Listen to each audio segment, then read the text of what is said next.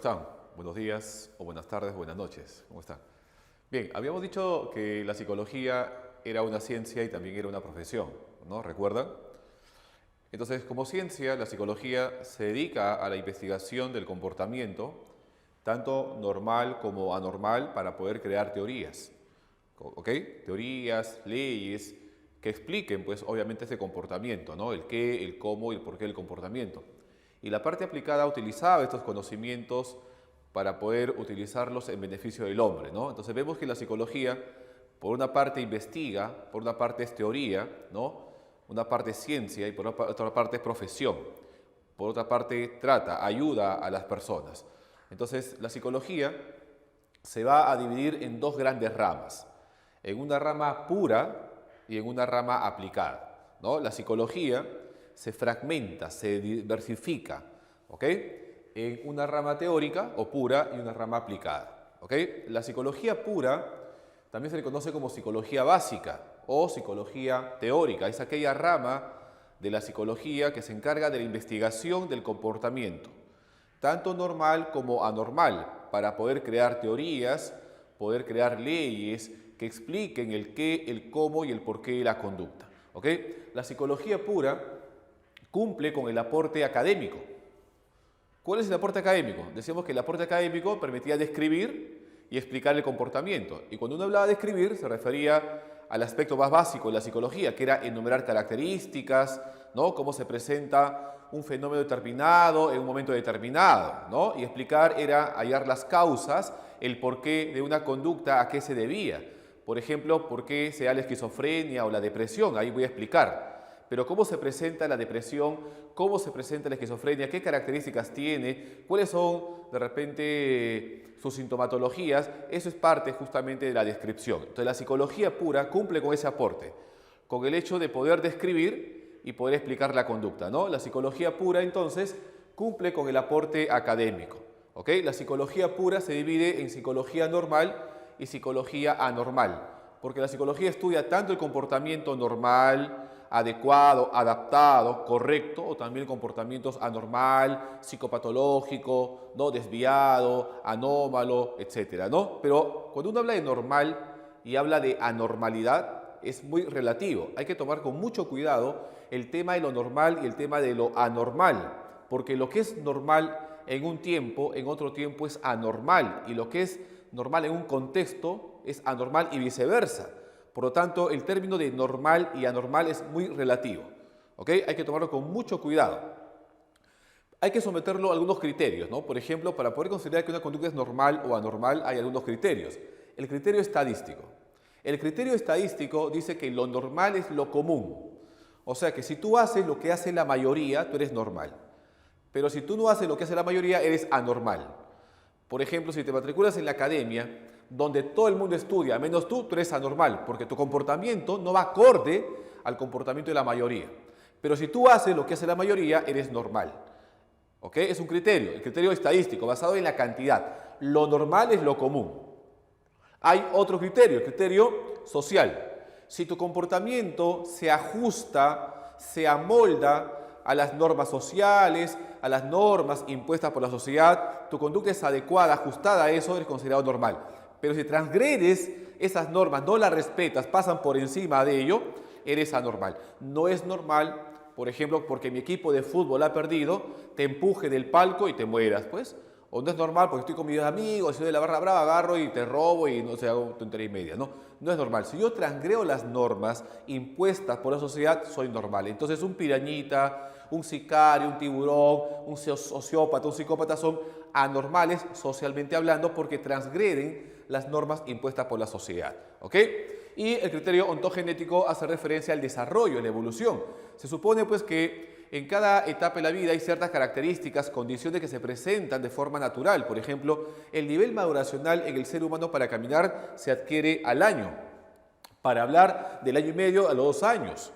¿Ok? Para poder pensar de manera lógica abstracta, ¿no? A los 12 años. Y para poder de repente dejar descendencia, la madurez sexual se presenta a los 12 años.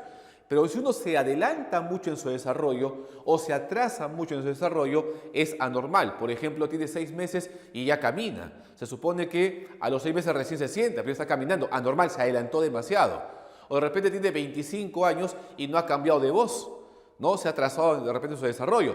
O tiene 5 años y mide 1,90 m, anormal. Entonces, si uno se adelanta mucho en su desarrollo o se atrasa mucho en su desarrollo, también es considerado anormal. Criterio ontogenético, basado en el desarrollo y la evolución. Pero hay un criterio que es mucho más importante que todos los anteriores, que es el criterio de equilibrio, el criterio de funcionabilidad, aquel equilibrio que hace alusión a lo bienestar, al estar bien, a sentirte bien. Por ejemplo, tú te puedes vestir como te dé la gana, ¿no? Pero si a ti te gusta, te sientes bien, es normal. Pero si de repente tú eres un varón y te vistes como mujer, es anormal, socialmente hablando, de repente, estadísticamente hablando. Pero si tú te sientes bien, no haces daño a nadie, trabajas, estudias y sacas buena nota y te adaptas, ¿dónde está lo normal? El criterio del equilibrio dice que lo normal produce bienestar, en tanto que aquello que te hace sentir mal, te produce tristeza, incomodidad, fastidio, ¿no? Desadaptación, o sea, hay una especie de sufrimiento personal, eso es anormal. Entonces, hay varios criterios para considerar que una conducta es normal o anormal. El criterio estadístico, basado en la cantidad, el criterio social, basado en la adaptación a la sociedad, a las normas, el criterio ontogenético, basado en el desarrollo y la evolución, y el criterio del equilibrio basado en el bienestar, en el estado de plenitud que uno siente, ¿no? Dentro de la conducta supuestamente normal, tenemos a las siguientes especialidades. Por ejemplo, tenemos aquí a la psicología general. La psicología general, su nombre dice general, estudia el comportamiento, el aspecto mental de las personas de modo general, sin tomar en cuenta ninguna característica individual. Es decir, la psicología general estudia al individuo sin tomar en cuenta sus diferencias. Lo estudia de una forma general, ¿ok? Por ejemplo, estudiará pues a cualquier persona, su inteligencia, su pensamiento, su personalidad. ¿Y esto para qué? Para poder establecer criterios de normalidad. Si estas personas, así de modo general, se estudia y tienen estas características comunes, entonces a esto se toma como algo normal, como algo establecido. Si de repente evalúe a todas las personas adultas y todas estas personas adultas tienen esta característica, entonces yo considero que estas características presentes en todas las personas son conductas esperables para esa edad, ¿no? Para esa condición. Entonces todo aquel que se ajuste a esas características será considerado normal y todo aquel que se desvíe, se aparte de estas características será considerado anormal. Generalmente esta psicología estudia los procesos mentales para ver cómo funcionan. Cómo funciona la memoria, la inteligencia, el pensamiento, el aprendizaje, ¿ok? De un modo general, para entender al ser humano.